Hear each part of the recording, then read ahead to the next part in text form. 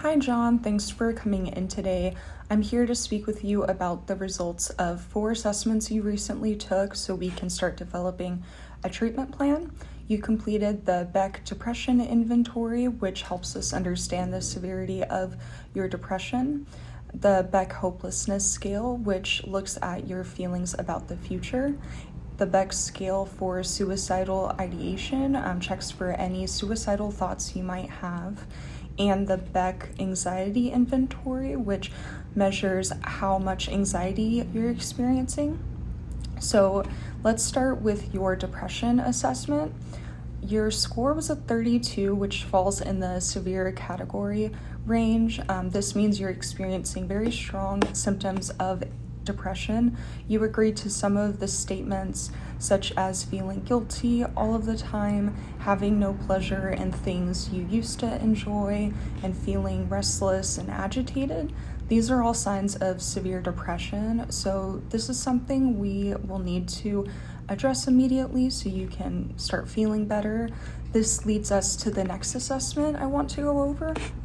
The Beck Scale for Suicidal Ideation. You scored a 2 on this assessment, which suggests low current suicidal intent.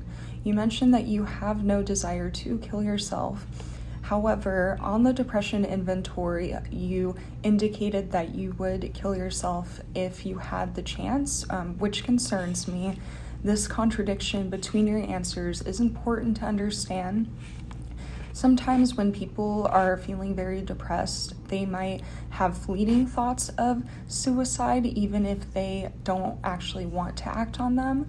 So it's important that we explore these feelings further to ensure your safety and get a clearer picture of what's going on. Next, let's talk about the results on the Beck Hopelessness Scale. You scored a 13, indicating moderate hopelessness. This means you often feel pessimistic about the future. For example, you agreed with statements like, "My future seems dark to me, and I can't imagine what my life would be like in 10 years.